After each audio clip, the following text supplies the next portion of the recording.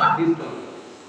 আল্লাহ বললেন ইবলিস আমি আদম বানাইছি তুমি ও আদম সাজদা করো বা সমস্ত ফেরেশতারা সাজদা করো। সমস্ত ফেরেশতা সাজদা করছে কিন্তু ইবলিসে সাজদা করছে না। এখানে অহংকার করছে, বড়াই করছে, আগুনের তৈরি মাটির সাজদা করতে না।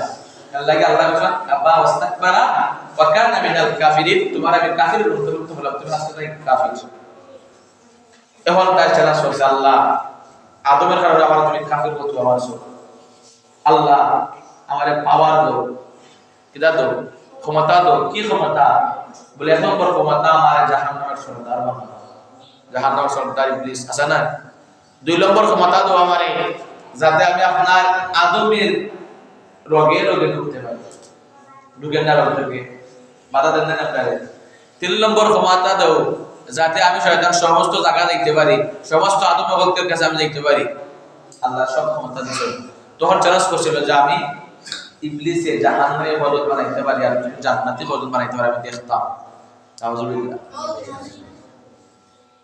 আল্লাহ কি বললাম বন্ধু আমার, বাবা আমার, যদি যুবক অবস্থায় যুবতী অবস্থায় রে মা বোনেরা যদি আল্লাহর ঘরে আসো, যুবক অবস্থায় আল্লাহর ঘরে আসিয়া সাজদা দেও, আল্লাহর কুদরতি পায়ে সাজদা লাগাও, মাথাটা লাগাও, কপালটা লাগাও, কপালটা লাগাই তুমি বলো সুবহান রাব্বিয়াল আ'লা, সুবহান রাব্বিয়াল আ'লা, সুবহান রাব্বিয়াল আ'লা।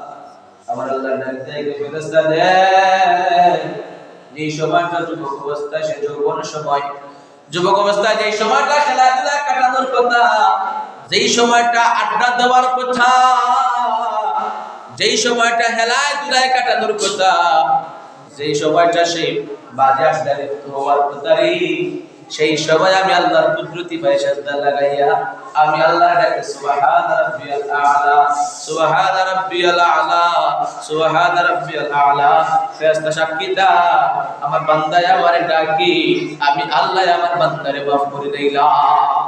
সুবহানাল্লাহ। আর জোরে বলেন না সুবহানাল্লাহ। খুশি না এই সময়টা